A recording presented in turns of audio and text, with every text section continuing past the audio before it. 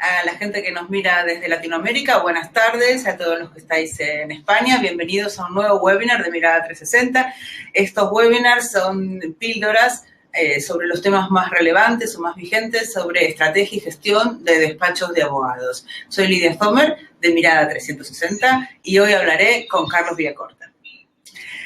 Carlos es abogado, es socio director de Bessus Belex, es un despacho de 7 abogados, tienen oficinas en Madrid y en Burdeos, en Francia. Es una boutique especializada en representar a víctimas de accidentes aéreos, otras catástrofes también, pero fundamentalmente accidentes aéreos. Y ha representado a más de 3.000 afectados o familiares de víctimas de más de 40 accidentes aéreos. Y entre los casos más sonados está su participación en la defensa de las víctimas del accidente de Spanair en el aeropuerto de Barajas, aquí en España, el de Air France en el Océano Atlántico y recientemente la tragedia, porque no fue un accidente, de Germanwings. Carlos es miembro de varias redes internacionales de despachos de abogados. Están especializados todos en la defensa de víctimas. The American Association for Justice, de la que actualmente es miembro de su dirección, POP, especializada en abogados de responsabilidad civil, Legal Abroad y Global Justice Network. Sobre esta última es donde vamos a profundizar. Carlos, bienvenido, me encanta tenerte aquí y muchas gracias por estar con nosotros. Gracias a ti, Lili, realmente es un honor estar aquí sentado en este sofá después de haber visto a tanta gente importante pasar por él en los últimos meses. Bueno, tenemos importantes de los dos lados, ¿no? Gente que nos está mirando, a los que les damos la bienvenida, y tenemos amigos con los que es un placer hacer esto, que como en la tele, Bueno, como ya sabéis, al final de la charla vamos a responder preguntas y podéis enviarlas ya por el chat de la aplicación o por Twitter con el hashtag Webinars Mirada. Bueno, primero os voy a dar un poquito la chapa yo sobre una introducción a qué es esto de la internacionalización de despachos de abogados y cuáles son los modelos disponibles. Vamos a tener una presentación que vamos a compartir ahora mismo. Muchos abogados asumen, especialmente despachos pequeños, asumen que los asuntos internacionales, transfronterizos, están reservados únicamente a firmas grandes, firmas que ya son internacionales, o inclusive despachos que tienen mucha reputación internacional, aunque sean nacionales, y eso les permite tener una red internacional. Pero en realidad estamos en la era de la globalización continua y este es un pensamiento autolimitante. La realidad es que eso es más propio del siglo pasado, cuando las comunicaciones eran muy difíciles. Tanto hoy vemos que las empresas están pensando en internacionalizarse, empresas de todos los tamaños. Ya decimos que las empresas se miden por sus proyectos, por su innovación, por sus ideas, mucho más que por su patrimonio, y no necesitan facturar millones para poder vender y comprar fuera del país. Y por otro lado también las personas físicas. Las personas físicas también podemos vernos envueltas en una cuestión que requiere la participación de abogados de más de una jurisdicción. La verdad que hay muchas opciones de internacionalización. Para hacerlo un poco más sencillo, nosotros lo hemos agrupado en 3. Vemos que hay más oportunidad de tener estas redes de colaboración para los despachos que son boutiques. Despachos llamamos boutique a firmas muy especializadas, porque en ese caso el ser experto en determinados asuntos complejos, con profundidad jurídica, tiene más peso que el saber nacional.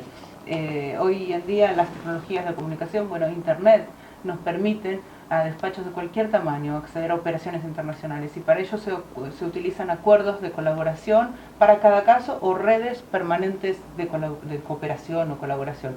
Esto es una magnífica oportunidad para despachos de abogados independientes, que no necesitan contar con grandes estructuras para dar ese servicio que los clientes ya nos están pidiendo. La verdad es que la internacionalización ha ido muchísimo más rápido en otros sectores económicos, porque aquí se dice que el derecho viaja mal, ¿no? El derecho es local. Esto reduce el impacto de la globalización, pero de todos modos es ya una realidad en muchísimas firmas de abogados y debemos contar. Si nosotros queremos no perder estas oportunidades, tenemos que contar con una estrategia para aprovechar estas oportunidades. Bueno, ¿qué es lo que tenemos que valorar cuando estamos planteando una internacionalización. Hay diferentes modelos. La verdad es que los despachos de abogados deben considerar todos estos criterios en función de su estrategia para tomar decisiones correctas si quieren competir en un mundo globalizado y además ser eficientes, porque los recursos, como sabemos, son escasos. Entonces lo primero que tenemos que ver es en qué zonas debemos estar presentes. Esto es importante tenerlo en cuenta porque los flujos de inversión van a determinar si los clientes, nosotros vamos a derivar clientes o si vamos a recibir. Durante los principios de la década del 2000 hasta la crisis, España estaba internacionalizándose, invirtiendo en países fundamentalmente de Sudamérica. Esto hacía que los despachos españoles deriváramos trabajo a despachos latinoamericanos y nosotros siempre veíamos que era solamente enviar. Pero bueno, ya eso es lo que te permite que ese cliente que derivas no se vaya con una firma internacional que también puede competir en tu región. Entonces, tener en cuenta esto, qué zonas nos conviene de acuerdo a si necesitamos que nos venga trabajo o si necesitamos dar cobertura. Luego tenemos que tener en cuenta que si nosotros somos un despacho generalista, es mejor que busquemos una firma similar, es decir, de este tipo, o si buscamos una boutique, y es una boutique especializada, puede ser tanto por sector económico como por área jurídica. Y esto es fundamentalmente porque el cliente le va a preguntar a alguien a un despacho que lo está asesorando ya en determinados asuntos para similares asuntos en otra jurisdicción. Luego tenemos que identificar si queremos que la firma sea regional, es decir, en determinados EMEA, por ejemplo, en Europa y Medio Oriente o Latinoamérica, o directamente si estamos buscando un acuerdo global. Esto lo tenemos que tener en cuenta porque de acuerdo al tamaño también son los gastos de participación en las redes. Y luego hay redes en las cuales uno participa pero no lo cuenta. Y después otras que se utilizan simplemente para promoción, para poder poner en valor esta capacidad internacional. Bueno, todas estas son cuestiones que uno tiene que pensar cuando tiene que elegir en qué red quiere meterse, o cuando nos invitan, que muchas veces las redes están buscando tener nuevos miembros, a cuáles se les dice que sí o cuáles se les dice que no. Bueno, cuando una firma decide extender este alcance más allá de sus fronteras, tiene que escoger el modelo de colaboración. Y tenemos tres modelos. Los modelos son, por un lado, el de fusionarse con una firma internacional que ya está establecida, la apertura de oficinas propias y la participación en redes de best friends. Sobre este último es donde más vamos a profundizar, pero vamos a ver un poquito de qué hablamos cuando hablamos de la fusión con una marca internacional y cuáles son fundamentalmente las trabas, de por qué nos cuesta muchas veces aprovechar que una red ya está montada y cambiar nuestro nombre por el de una marca internacional. Bueno, esta es la ruta tradicional, ¿no? Uno se fusiona y pasa a tener el nombre de esta marca. Y fundamentalmente el primer problema que encontramos es que es difícil conciliar las culturas, ¿sí? Aunque la estrategia esté clara, que pocas veces lo está, también vamos a tener que contar con profesionales que puedan gestionar este cambio y esta integración, hablando mucho aquí de comunicación interna y de tener una estrategia común. Bueno, de todos modos, compartir el liderazgo es difícil, para lo cual los socios tienen que compartir los valores y compartir los objetivos. Cuando es una fusión en donde uno pequeñito se integra en una red grande, es más un consentimiento, uno se pliega a lo que ya está y difícilmente tiene opción en el ámbito de la dirección global cambiar. Entonces, fundamentalmente aquí hay que buscar culturas similares a las que ya tenemos, en lugar de pretender cambiarlas. Después el partnership también es uno de los principales generadores de problemas para gestionar una firma como una empresa, y mucho más cuando los socios pertenecen a diferentes culturas y están geográficamente dispersos, y ya sabemos que los mails generan muchísimos conflictos. Entonces, a veces por lo que se opta es, para descomprimir esta necesidad de consenso en todo, es crear una marca internacional junto con otros despachos, pero sin comprometer la independencia local. En este caso se comparte la marca y la inversión en marketing global, dejando la distribución de beneficio, que es lo que siempre trae más problemas, a expensas de los resultados de cada país. En definitiva, Bueno, estamos por aquí. Muchas firmas ya nos interesan tanto por las fusiones porque valoran mucho su autonomía y su cultura, como para permitirse perderla en aras de una marca global. Bueno, vamos a ver ahora cómo es cuando uno dice, bueno, no quiero perder mi cultura ni perder mi identidad, quiero montar unas oficinas y equipos propios en otras jurisdicciones. Esta es otra de las formas clásicas. Desplazas a uno o varios socios que lo lideren y sean los socios residentes. Esto depende de la capacidad de desarrollar negocio comenzando de cero, que es lo más difícil. La verdad es que es necesario tener una reputación para vender y eso tiene que ver con mucha raigambre local. Es imprescindible hacer una valoración aquí realista de la propuesta de valor en este entorno que es nuevo y de las habilidades comerciales de los socios que podemos enviar a dirigirlo para abordar esta apuesta con probabilidades de éxito, para posicionar a la firma como experta y que tenga el mismo nivel de negocio que tenemos en la ciudad de origen. Abrir oficinas internacionales no es una opción viable para la mayoría de los despachos porque tienen problemas con la capacidad de desarrollar negocio, tiene un coste alto, los tiempos son largos y es difícil abrir mercado. Por eso, en general, los bufetes prefieren acudir al arraigo local, buscar despachos locales para minimizar los riesgos. Y por último tenemos las redes de Best Friends.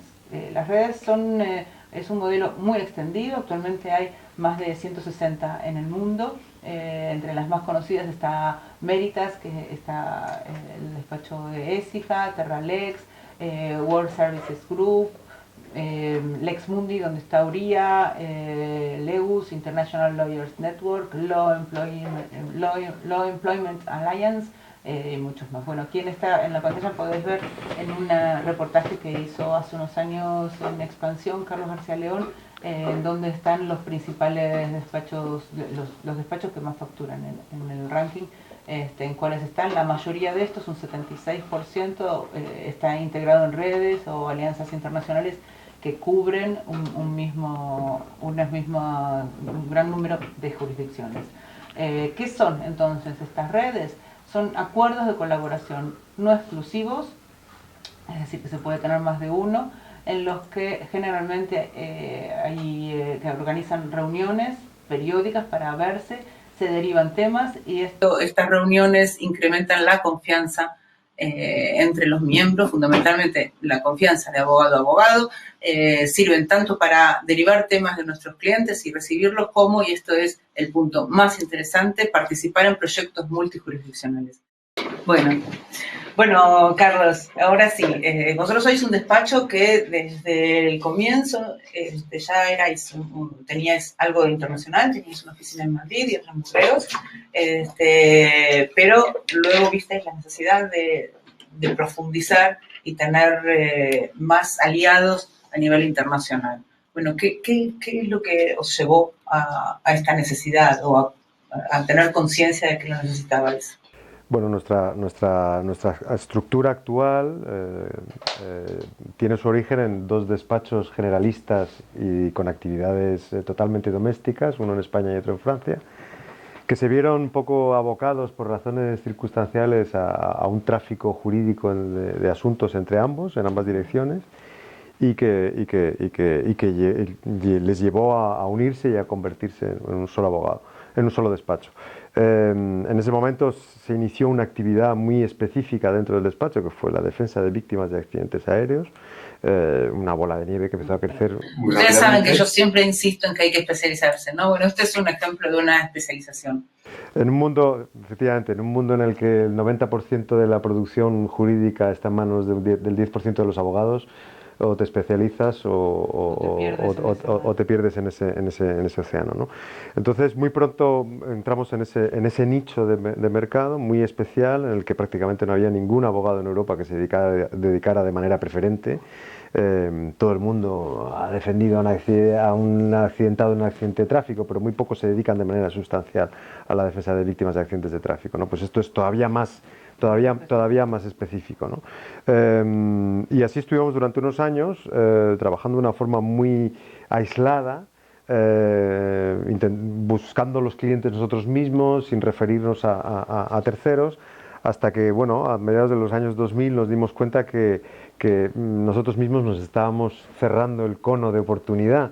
Empezamos a ver que había redes en las que se reunían abogados especialistas, no ya en accidentes aéreos, pero sí en defensa de víctimas de accidentes colectivos en general, de accidentes de turismo, de accidentes de tráfico, siempre con componentes internacionales. Y bueno, entramos en un proceso de integración en este tipo de redes, que no son redes best friend como tú has denominado, sino que son más bien redes de networking. Y de como Peopil, IVA. Peopil, en nuestro caso es Peopil, que es la primera en la que nos integramos fue Peopil, que es Pan European Organization of Personal Injury Lawyers, es decir, una asociación integrada específicamente por abogados especializados en daño personal. Posteriormente integramos AAJ, que es una asociación muy importante americana que tiene más de 25.000 miembros y de la cual tengo el honor ahora de ser miembro de su consejo de administración, que se dedican a la defensa igualmente a la defensa de víctimas. Está compuesto en un 95% por lo que los americanos denominan plaintiff lawyers, abogados litigantes. Y posteriormente APIL, que es una asociación británica de Personal Injury Lawyers también, y que tiene un contexto más limitado, es menos internacional, ¿no? Entonces digamos, fue nuestro proceso que nos permitió, a partir del año 2005, ampliar ese cono, generando a lo largo de todos estos años un ambiente de reputación y confianza que hasta entonces no teníamos más que en un sector muy limitado de nuestro negocio. Vale, pero en un momento decidisteis que teníais que estar en una red más allá del networking en la que estabais en Peopil y sabías que tenías una oportunidad para abordar temas transfronterizos, pero y además conocisteis un grupo de gente en Peopil, abogados que se especializaban en esto y con los que compartíais conocimientos, ya os reuníais. ¿Y en qué momento pasa esto de ser un foro, como un think tank, de a ver cómo se resuelven estas cosas, vamos a hacer negocios juntos? Bueno, en un grupo como Peopil, en el que hay 400 abogados en 40 países, 400 miembros en 40 países, pues siempre interactúas más con unos que con otros, evidentemente, ¿no? Entonces, a lo largo de los años se han generado muchas sinergias con un grupo más limitado de abogados en diversos países, a través de los cuales han surgido oportunidades de negocio y proyectos en los que hemos tenido la ocasión de intervenir algunos o todos dentro de este grupo. Y esto nos llevó en un momento dado a darnos cuenta de que todavía teníamos quizá la posibilidad de abrir todavía más ese cono de oportunidad si nos involucrábamos o si intentábamos desarrollar un proyecto que fuera algo más que un simple networking, sino que consistiera en idear nuevos asuntos, buscarlos y llevarlos juntos, y tramitarlos juntos, y llevarlos juntos colectivamente hasta sus últimas consecuencias, ¿no? Es que el desafío de la abogacía como una empresa puede ser tanto de un abogado individual como de un despacho colectivo, pero un despacho colectivo internacional, sin todas las trabas de compartir una sociedad, pero sí identificando oportunidades conjuntas y haciendo equipos ad hoc, es realmente una gran oportunidad. En este caso, nosotros quisimos traer a Carlos porque debe ser uno de los pocos abogados que puede contar cómo se hace una red, no solamente cómo se participa, sino que él ha fundado una red internacional exitosa. ¿En cuántos países estáis? En 40. En 40 países, abogados que están desde hace más de 10 años, ¿verdad? Nos constituimos formalmente como asociación de abogados internacional en el año 2012. Las relaciones existían desde antes, muchos de estos abogados vienen de Peopil, evidentemente la creación de esa red como una estructura dedicada a la promoción y gestión de nuevos asuntos es un salto cualitativo indudable con respecto a lo que hasta entonces habíamos estado haciendo, porque de lo que se trata en definitiva es de crearse oportunidades de intervenir en asuntos que de otra forma serían imposibles. O sea, bien, tener recursos colectivos sin tener el lastre del gasto de tener un despacho siempre conformado. Exactamente, utilizamos las estructuras que como en la mayoría de los casos, en todos los casos diría, se trata de despachos de tamaño medio pequeño que se dedican a defender a víctimas y que por tanto tenemos que tener estructuras de costes bastante ajustadas. Esa ligereza nos permite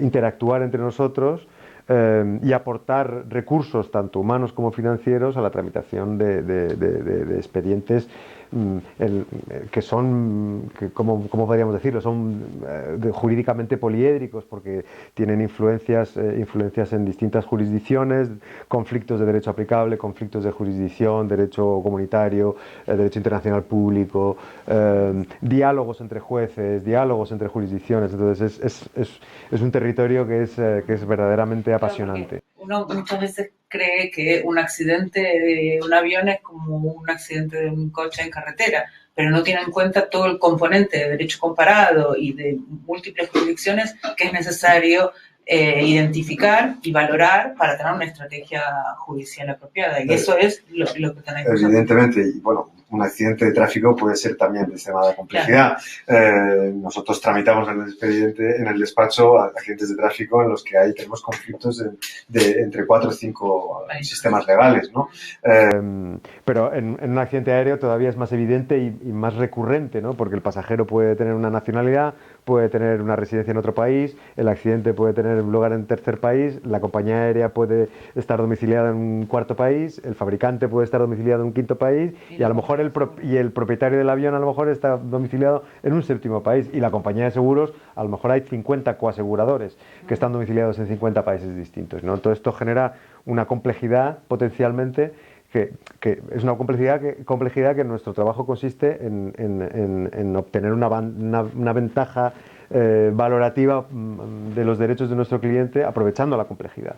Utilizar la complejidad como un trampolín para mejorar las perspectivas. Para identificar en qué jurisdicción conviene y es viable. Mejorar los derechos de nuestros clientes. Una característica importante, a diferencia de otros despachos que también se dedican quizás a accidentes aéreos, es que vosotros siempre estáis del lado de la víctima. Sí, en este sector... Bueno, al menos nosotros es nuestra política y es una de nuestras primeras reglas. Nosotros jamás intervenimos para empresas o compañías de seguros cuando enfrente de nosotros haya potencialmente personas que hayan sido víctimas de un siniestro y cuyos potenciales responsables sean esas compañías. Nosotros somos un despacho de personas, no somos un despacho de sociedades y sobre todo somos un despacho de víctimas y de consumidores. Bueno, pero volvamos a esto en el momento en que decidís que necesitáis internacionalizarse y porque nuestra audiencia son muchos despachos pequeñitos, ¿qué habilidades profesionales y personales son necesarias para tener éxito en este proceso de internacionalización? Bueno, yo creo que un poco son las habilidades que son necesarias para tener éxito en cualquier cosa, ¿no? La primera de ellas es estar preparado para salir de tu zona de confort. Uno siempre tiene la tendencia en el día a día del trabajo a enquistarse en la rutina. Hay que guardar un espacio de tiempo para, como dicen ahora los modernos y decís vosotros en vuestro sector, think out of the box. Y pensar un poco con una perspectiva un poco más abierta. Eso te permite, bueno, pues idear, imaginar situaciones y casos potenciales. Eso es la primera cualidad que me parece imprescindible. La segunda cualidad es actuar con una cierta, podríamos decir, humildad, en el sentido de que cuando uno sale fuera de su zona de confort, definiendo la zona de confort como su territorio jurídico, se enfrenta a sistemas jurídicos diferentes y sistemas y culturas sociales diferentes. Y lo que no puede es tratar de hacer que esos sistemas diferentes se adapten a tus esquemas mentales. Tienes, al contrario, que adaptar tus esquemas mentales a esos sistemas, y si es necesario pensar con una mentalidad de derecho común y no de derecho civil, que es completamente diferente, pues no tenga más remedio que hacerlo. Si es necesario comer con la mano, pues hay que comer con la mano, ¿no? Eso me parece esencial también. Cuando cuentas eso, Carlos ha trabajado en Afganistán, en Pakistán, Afganistán, has tenido clientes... Bueno, nosotros tenemos y hemos tenido clientes de catástrofes de diversas categorías, no solamente accidentes aéreos en los 5 continentes, ¿no?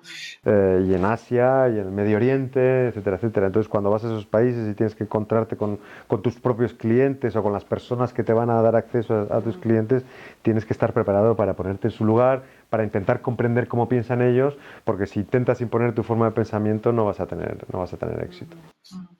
Bueno, y vamos a ver... Me faltaba decirte, perdona, en cuanto a las cualidades, la paciencia. Todo esto es un proceso.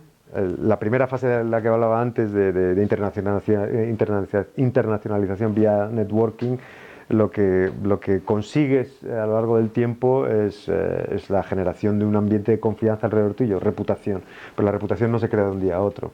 Necesitas ser constante, necesitas que poco a poco te conozcan, necesitas dar muestras de tu experiencia y de tu conocimiento para que esa reputación acabe revirtiéndote en clientes, ¿no? Entonces no es un proceso, no puedes esperar que me apunto al ABA y al día siguiente voy a tener una cola de clientes en el despacho. Lamentablemente no es así, es un proceso lento y hay que tener paciencia y ser constante y no desesperar. Bueno, una parte importante de estas redes son los encuentros, ¿no? Porque justamente se trata de confianza entre personas. A mí me tocó organizar muchos de estos saraos. Hay una parte académica donde se discuten temas y después está la parte social, y ahí es donde de verdad se genera confianza y en definitiva se hacen negocios.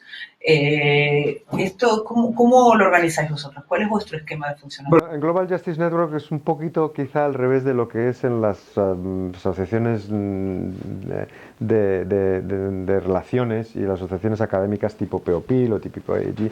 En Global Justice Network, que es una asociación, es una organización que está muy orientada al negocio. Estamos orientados a los expedientes que queremos que llevamos juntos y que queremos llevar juntos, ¿no? Entonces realmente como nos conocemos todos y somos la mayoría amigos y hemos trabajado en muchos asuntos juntos, cuando nos reunimos estamos muy enfocados a eso, muy enfocados a pensar en nuevas cosas, a salirse de la caja, como decíamos antes, y cuando tratamos expedientes que estamos tramitando conjuntamente, los tramitamos siempre desde esa perspectiva un poco poliédrica que decíamos antes. Entonces el sarao, como dices tú, y la fiesta, pues está muy bien porque siempre es importante las relaciones sociales y estrechar los lazos a través de las comidas, las cenas y los bailes. Pero en el caso de Global Justice Network, realmente las conferencias que tenemos son de una gran utilidad. Son muy amenas, muy dinámicas, muy divertidas, pero son muy efectivas. ¿Y compartís conocimiento también? ¿Hay una formación? Desde luego, bueno. Pero enfocado. Lo que pasa es que ninguno lo ve como si estuviera en clase. O sea, no es esta sensación de que uno va a un seminario al colegio de abogados a que le enseñen cómo es el turno de oficio o cómo es la ley de procedimiento civil. La formación se da con un caso encima de la mesa que es nuestro caso o que queremos que sea nuestro caso. O sea, cuando identificás alguna oportunidad que puede venir, ¿os formáis? Exactamente. En realidad las sesiones de trabajo que tenemos en Global Justice Network se dividen en dos partes. Una parte es el tratamiento colectivo de los expedientes en los que ya estamos trabajando y otra parte es el brainstorming que hacemos entre todos buscando nuevos asuntos, nuevas oportunidades. Entonces cada uno presenta las oportunidades que él ve desde su posición, y los demás lo que hacen es interpretar desde sus posiciones cómo ven esa propuesta que hace el otro, ¿no? Y entonces ahí se producen unas interacciones interesantísimas, ¿no? Porque esa diferente perspectiva espacial y jurídica al final nos genera la oportunidad, ¿no? Nos genera la oportunidad. Bueno, pero también es importante utilizar esto como una ventaja competitiva, ¿no? Porque se puede promocionar esto y poner en valor para que los posibles clientes lo sepan. Es particularmente útil contar con la capacidad de la suma de los despachos y la experiencia que tiene cada uno de los despachos a la hora especialmente cuando es abogacía de los negocios, que hay que hacer una propuesta y uno de los factores más relevantes es la experiencia relevante, previa, de los miembros del equipo de asuntos similares. Entonces ahí se puede poner en común la experiencia que tiene cada uno y hacer equipos con experiencia en el sector o el tipo de empresa o los asuntos directamente. Sirve para promocionar y para mostrar el poder de tener una red detrás. ¿Tú tienes alguna experiencia? Sí, sí, en el contexto del Global Justice Network tenemos muchas, la más cercana a nosotros, porque tenemos también experiencias fuera de España, pero la más cercana a nosotros es la del proyecto Castor, que es un incidente, digamos, de una plataforma de almacenamiento gasístico en Tarragona, en el que Global Justice Network está defendiendo los intereses de una asociación de víctimas de los terremotos producidos por esta plataforma gasística. Nosotros en varias ocasiones, en ruedas de prensa, en reuniones con los clientes, hemos comparecido, no nosotros que seríamos, digamos, el brazo armado de Global Justice Network en España, sino varios miembros, incluido un abogado italiano, que forma parte del steering committee, podríamos decir, que dirige jurídicamente el expediente de Aplaca. Es decir, un expediente de Aplaca y de la plataforma Castor, que podría considerarse como un expediente español, porque son víctimas españolas, una empresa española, el Estado español, derecho español, aparentemente desde todas las perspectivas. Nosotros le damos una perspectiva internacional, porque es esa perspectiva internacional la que nos permite también salir de la caja, ¿no? Y tener visiones que desde una perspectiva más o menos ordinaria, pues a lo mejor no alcanzaríamos, ¿no? Y realmente da muchísimo más poder, porque en general vuestros expedientes son como David contra Goliat, ¿no? Eso siempre, sí, eso es una constante en la actividad de nuestro despacho desde siempre, desde que hemos estado durante tantos años enfrentándonos a grandes compañías aseguradoras, como ahora en Global Justice Network, en el que nos enfrentamos también a grandes compañías aseguradoras o grandes corporaciones internacionales con unos recursos económicos y capacidad económica para defenderse infinitamente superior a la nuestra. Bueno, cuando hablamos de la inversión que se necesita a veces para estos megapleitos con peritajes caros y demás, tenemos que hablar de cómo se financian esos proyectos, ¿no? Cuando un proyecto jurídico existe una inversión que supera las posibilidades de cada despacho, ¿tienen algún recurso en colaboración? Bueno, la mayoría de los proyectos de Global Justice Network en los que Global Justice Network está involucrada o pretende involucrarse son proyectos en los que si yo los pensara o cualquiera de los miembros de Global Justice Network los pensara para sí mismo, lo descartaría, porque son pleitos de riesgo bastante elevado a nivel de costes y a nivel de éxito, precisamente por su complejidad, ¿no? Entonces, ¿qué es una de las cosas que nos permite hacer Global Justice Network? Nos permite invertir con nuestro tiempo, pero nos permite también invertir con nuestro dinero.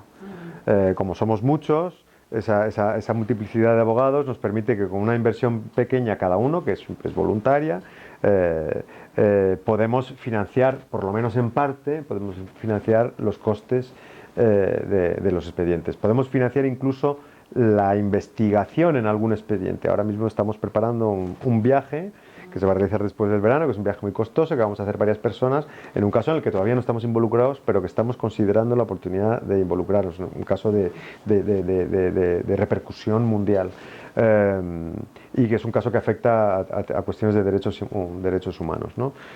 Cosa en la que Global Justice Network está también muy implicada. Entonces esa multiplicidad de participantes nos permite, por lo menos parcialmente, hacer frente a gastos que de otra forma, pues con recursos limitados no se podría hacer, a no ser que se recurriera a financiación externa, que es otra cosa que está cada vez más presente en nuestro mundo también, jurídico, ¿no? Sí. Con fondos de inversión. Nosotros no lo hemos hecho todavía, pero es una cosa que no se descarta hacer, ¿no? Bueno, es interesante y realmente innovador ver cómo la fuerza de la colaboración internacional con una buena comunicación permite que despachos pequeños se unan, especialmente en la defensa de las víctimas, ¿no? Para tener un recurso para luchar por los derechos de las víctimas. Sí. Que es por lo que yo creo que muchos de nosotros empezamos a estudiar Derecho. Bueno, nosotros así ha sido siempre. Yo tengo la fortuna de estar ideológicamente muy implicado en el tipo de clientela que llevamos. porque desgraciadamente pues normalmente las víctimas son siempre no solamente sufren un evento trágico en muchas ocasiones, sino que posteriormente el sistema intenta aprovecharse de ellas, ¿no? Y eso, bueno, pues es una cuestión que es recurrente. Las formas cambian a lo largo del tiempo y las formas cambian también según en qué países, y eso también es muy interesante, ver las diferencias de trato que sufren las víctimas en unos lugares y en otros. Pero evidentemente es un trabajo muy satisfactorio. Y Global Justice Network además nos permite la posibilidad a todos sus miembros nos permite la posibilidad de intervenir en proyectos que son realmente fascinantes. Algunos de ellos, desgraciadamente no puedo hablar de ellos porque están en fase de construcción todavía, pero son proyectos muy ilusionantes que tienen un efecto además sobre nuestra sociedad, de mejora de los derechos de los trabajadores, de protección de derechos fundamentales, etcétera, etcétera. Tenemos ya momento de preguntas. Vamos a ver si nos pasan, os animamos a mandarnos vuestras preguntas. Ya tenemos algunas. Muchas gracias, Carmen, que nos está pasando las preguntas. A ver, Domingo Ruiz, queremos que nos pongáis nombre, apellido y lugar de donde nos estáis escribiendo. ¿Conocen alguna red especializada en legal fiscal? ¿Cuáles son los beneficios económicos que suelen pactarse? A ver, hay 160 redes. Y desde luego las hay especializadas en derecho fiscal. Sí. No es mi dominio de actividad, desgraciadamente, o desgraciadamente porque no puedo responder a la pregunta. Pero sí puedes contar cómo se distribuyen los beneficios económicos. Bueno, los beneficios económicos dependen mucho del tipo de red y depende mucho del tipo de asunto. Primero, en las redes, lo que es la derivación de temas, ahí siempre hay la cuestión ética. La mayoría de las jurisdicciones prohíben el pago de comisión por referir un cliente. Lo que ocurre en realidad, en la mayoría de las ocasiones, es que cuando yo tengo un cliente y en mi ámbito de responsabilidad civil, tengo un cliente que ha sufrido un accidente en otra jurisdicción y necesitamos un abogado para que ponga un pleito en otra jurisdicción, ese abogado y yo vamos a llegar a un acuerdo con el acuerdo del cliente. Y ambos vamos a trabajar en el expediente, es decir, se va a establecer una relación de colaboración en la que, bueno, cada uno jugará un papel y cada uno tendrá una predominancia determinada. Entonces los honorarios se distribuyen en función del peso de la intervención de cada uno, sabiendo que en el ámbito de la responsabilidad internacional, como en el ámbito de la responsabilidad civil doméstica, la regla general es que los honorarios son siempre honorarios de resultados, ¿no? Son lo que se llaman en el derecho anglosajón el pacto de quota litis, que estuvo. El success fee es normalmente un complemento de un honorario fijo. El pacto de quota litis es el pacto por el cual el abogado solamente cobra un honorario si obtiene un resultado satisfactorio y efectivo para el cliente. Ese pacto de quota litis, que estuvo tradicionalmente prohibido en todas las jurisdicciones de nuestro entorno y que sigue prohibido en algunas, en España dejó de estarlo a raíz de una sentencia del Tribunal Supremo en el año 2008, me parece. Y bueno, ya se practicaba de manera general y ahora se practica de manera general y legal. Bueno, buenos días desde México.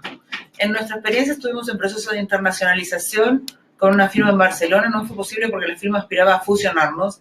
En tanto, nosotros proponíamos crear una marca internacional. Nos quedamos inquietos con potenciar con España. Pues hay muchas vías. La tradicional es ir con el maletín a visitar despachos. Y se comienza así. Se comienza visitando despachos similares, que tengan clientes similares, que puedan pagar un rango de precios del estilo de la firma de origen y asuntos parecidos. Entonces se hacen acuerdos bilaterales. En principio todo empieza con networking. Sí, el networking y visibilidad. Primero visibilidad.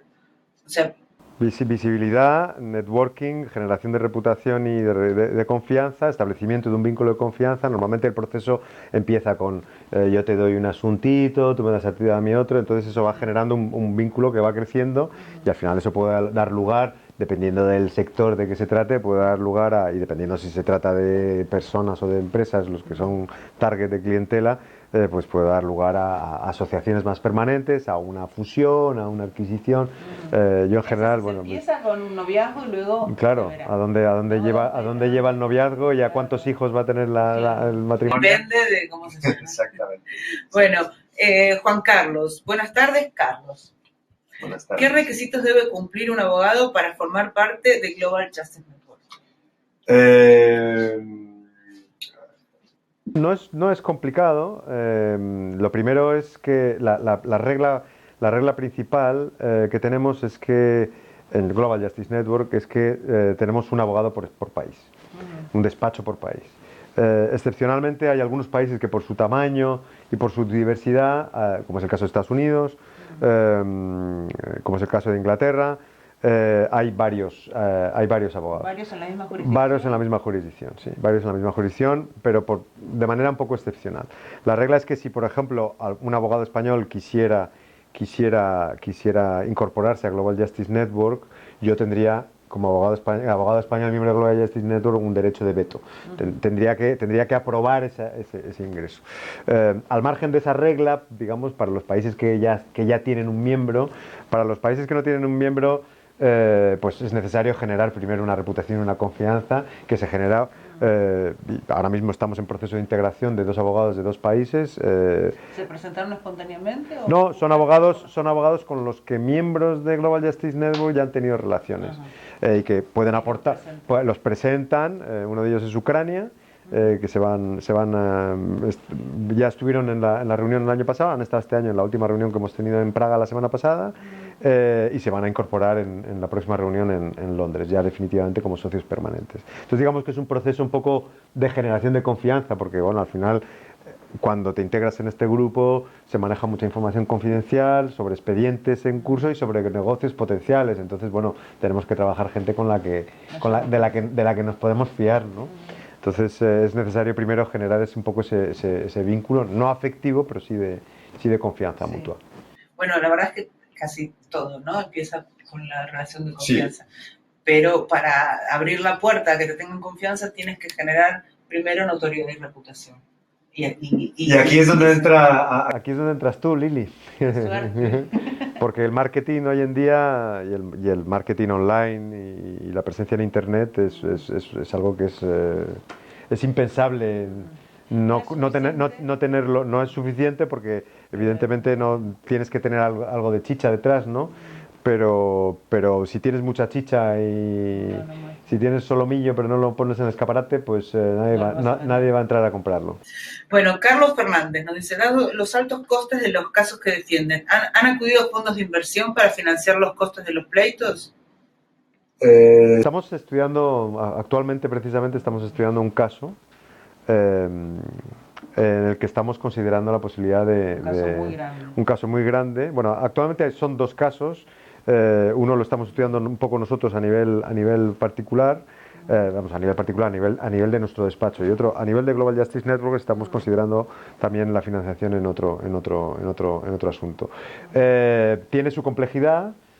Tiene muchas ventajas porque digamos que la financiación propia que hacemos nosotros en Global Justice Network es una financiación de costes, de lo que llamamos out of pocket expenses, es decir, de los costos del proceso, pero la inversión que hace cada su abogado es una inversión a fondo perdido del expediente, es decir, que si se gana se recuperará, esas horas invertidas se recuperarán. ¿Qué ocurre con la financiación externa? Que normalmente la financiación externa, el capital funding, el third party funding, te cubre el trabajo del abogado, ¿no?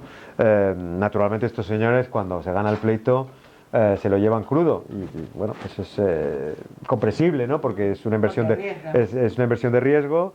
Invierten en asuntos en los que se trabaja resultado y en los que si no se gana, pues ellos pierden todo, ¿no? Y a fin de cuentas son inversores que invierten su capital y que quieren obtener un beneficio. Entonces es lógico que la rentabilidad en caso de éxito del expediente sea muy elevada. Es complejo porque normalmente son empresas anglosajonas con unos due diligences que ya nos conocemos.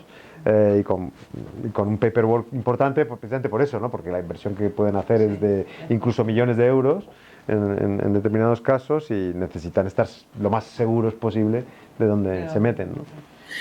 Bueno, Ignacio nos dice, tratándose de clientes fundamentalmente privados, normalmente entiendo desconectados entre sí, y tratándose de accidentes que dificultan el ofrecimiento de iniciación de acciones desde el punto de vista deontológico, ¿cómo gestionan la promoción del despacho? Bueno, no vamos a dar ningún secreto. No, bueno, lo que sí que podemos decir es que, bueno, nuestro despacho es un despacho que no tiene... No es un despacho de clientes, tenemos clientes, pero nosotros no somos un despacho de clientes, somos un despacho de asuntos. Tenemos un cliente que tiene un asunto y que desgraciadamente es una tragedia, pero que una vez realizado el servicio, esa persona o ese grupo de personas ya no van a ser, salvo una cosa excepcional, van a ser, volver a ser clientes, ¿no? Entonces eso ya un poco condiciona la cuestión. Naturalmente nosotros somos muy estrictos con el código deontológico, es más, nosotros en España aplicamos el código deontológico francés, que es mucho más estricto que el español, y que además en Francia se aplica, no como aquí, que no se aplica. Vamos, que muchos compañeros, bueno, y a los colegios en ocasiones pues son bastante laxos con respecto a su aplicación. Y bueno, pues utilizamos todos los recursos que nos permite el marketing moderno, entre otras cosas, y las redes, y la reputación en las redes, para tener una capacidad de acceso indirecto a los potenciales clientes. Evidentemente no llamamos a las puertas de nadie, ni mandamos cartas a nadie, ni llamamos por teléfono a nadie que no quiera, refiriéndome por nadie, ningún potencial cliente que no nos haya pedido que le llamemos. Paula Alzate nos dice, bueno, también, ¿cuál es la forma adecuada de mercadear, de hacer marketing, una firma pequeña en eventos legales donde hay muchos más abogados?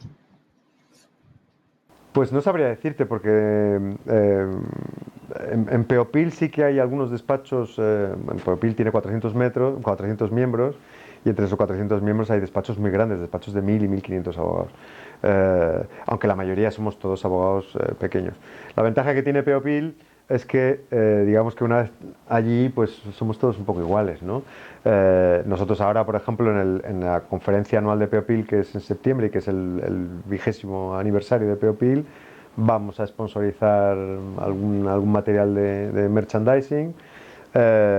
Y lo que es importante es procurar estar en primera línea, lo más en primera línea posible, ser activo, porque eso al final a lo que te lleva es a ser más conocido, te lleva a subir al estrado, porque al fin de cuentas, bueno, subiendo al estrado, cuando subes al estrado y te llaman para participar en un panel y dar una conferencia, y tienes la oportunidad de comunicar lo que sabes y demostrar a la gente que te está escuchando, que a lo mejor tienes 150 personas escuchándote, demostrar que de lo que estás hablando sabes y que podrían confiarte un asunto que estuviera relacionado con lo que tú le estás explicando, pues es la vía de proceder. Resumiendo, la vía es con contenido de valor.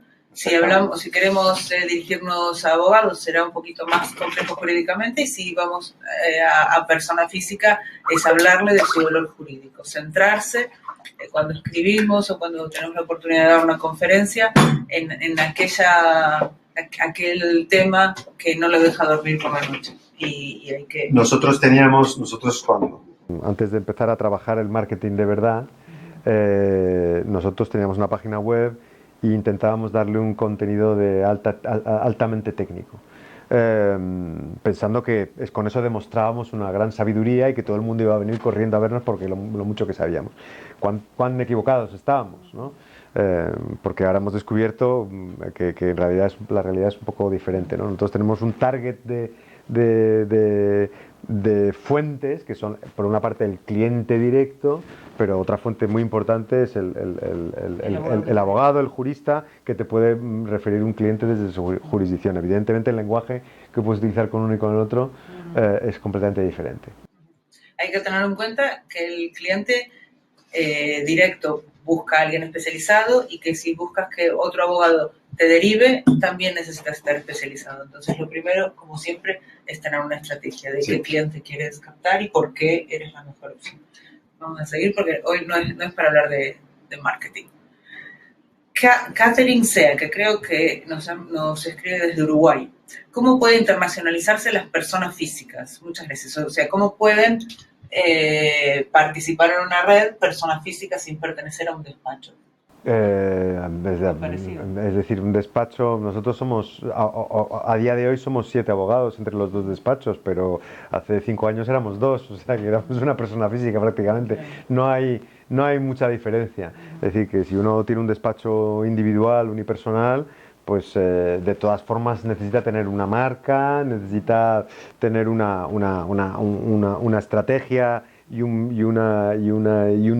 sector de actividad en el que se quiere concentrar, y a partir de ahí pues perfilar por dónde quiere ir, y naturalmente en todas estas redes que estamos mencionando hay muchas redes que no son exclusivas, como la IVA hay redes que son generalistas, pero incluso en estas redes que estamos mencionando de nuestro sector, una gran parte de los abogados que son miembros de estas redes son abogados individuales.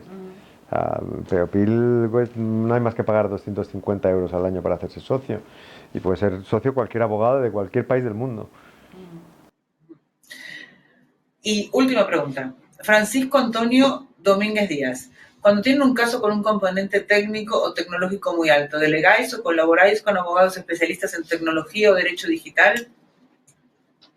Nosotros colaboramos con abogados constantemente, en cualquier sector que no sea específicamente nuestra rama. Puede ser un abogado especializado en nuevas tecnologías, puede ser un abogado especializado en derecho administrativo, puede ser un penalista. Nosotros no somos particularmente penalistas, y cuando trabajamos en asuntos que tienen una vertiente penal, intentamos apoyarnos en los que saben. No podemos pretender saber de todo. Yo puedo decir que sé mucho de aviones, pero de derecho fiscal no tengo ni idea, y de derecho laboral me muero si tengo que ir a una magistratura de trabajo a defender un despido. Entonces esto es un poco zapatero a tus zapatos, ¿no? Y cuando hay que pedir ayuda se pide, y que tiene un coste, evidentemente, pero es un coste que es un coste que se va a rentabilizar, porque es un trabajo de calidad, porque es un trabajo mucho más eficiente. Todos nos decimos, yo puedo hacerlo todo, sí, pero me lo tengo que estudiar, y voy a tardar mucho más tiempo en estudiarme, voy a aprendérmelo, y además voy a arriesgar mucho más porque puede que no lo haga bien, mientras que si lo contrato con un especialista, las posibilidades de hacerlo bien y de que sea eficiente desde un punto de vista de costes son mucho mayores. Un ejemplo que me daba el otro día Jorge, preparando su charla para Vigo de la semana pasada, era que si uno tiene una frutería y viene alguien y además de pedirte bananas y manzanas te dice, ¿y tú me puedes dar un pan? Y tú tienes seguro harina y agua, podrías hacer un pan, pero no le vendes el pan, lo derivas a la panadería, sí, ahí cerca. ¿Por qué? Porque es mucho más eficiente, el pan va a salir mejor y tú vas a poder vender lo que sabes a un precio mejor. Tus bananas sí, vas a tener credibilidad. Entonces de esto se trata, y de no perder el costo de oportunidad de hacer las cosas. Los abogados somos tradicionalmente personas muy individualistas y pensamos que lo sabemos hacer todo y somos capaces de cualquier cosa, pero la realidad de hoy en día nos demuestra que vivimos en una sociedad en la que se avanza a base de la colaboración. Y en nuestra profesión la colaboración es absolutamente fundamental. Y no hay que tener miedo lo que pasa es que es necesario crear un poco esa confianza primero, ¿no? Porque bueno, pues te involucras económicamente con alguien, no sabes dónde te metes, salvo que sepas dónde te estás metiendo. Para saber dónde te estás metiendo, pues hay una fase previa, ¿no? Pero es algo que es inevitable. Y en lugar de estar defendiendo esta parcelita de mi clientito, tratar de hacer una tarta más grande, exactamente, donde podemos trabajar mejor y de modo más rentable. El 0% de cero es cero, pero el 1% de 1000 pues es mucho más, ¿no? Bueno, muchísimas gracias, Carlos. Gracias a ti, Lili. Ha sido un placer. Genial, me encanta estar aquí sentado en este sofá. Te puedes quedar. Bueno. Mucho de esto puede parecer un poco difícil y cuesta arriba para despachos pequeños, pero si los esfuerzos se enfocan adecuadamente y se priorizan los resultados y se tiene una estrategia, al final se obtienen los resultados. Esto no es fácil, pero hay oportunidades disponibles para los despachos que apliquen un enfoque sistemático, ¿sí? Que sepan a dónde quieren ir, que sea a largo plazo, como decía Carlos, con paciencia, saliendo de nuestra zona de confort, pensando fuera de la caja, adaptándonos a otras culturas, entendiendo las necesidades de los demás y pudiendo agrandar la tarta para compartir. Vivimos en un mundo en donde la cooperación y la comunicación son claves, y los abogados ahí tenemos mucho que aportar y que ganar. Esta es una era de globalización continua, no podemos paralizarnos porque ese es el plan muy peligroso. Bueno, los clientes tanto de la abogacía de los negocios como de personas físicas están ahí, ya son globales y lo que nosotros podemos hacer no es ver si esto nos llegó, sino cómo podemos hacer para aprovecharlo y cuál es nuestra ruta para hacerlo. Hasta aquí el webinar de hoy. Agradecemos muchísimo vuestra participación, nos encanta que nos escribáis cosas, qué os pareció, especialmente si todo lo bueno lo decís en Twitter, muchísimo mejor, y las críticas por aquí, que no lo vean nadie, pero bueno, estamos ya trabajando en el próximo webinar, os diremos dentro de poquito, os invitaremos y nos encanta teneros ahí y que a veces también pasáis para este lado. Muchísimas gracias. Muchas gracias, Carlos. Bueno, chao. Nos vemos. Adiós.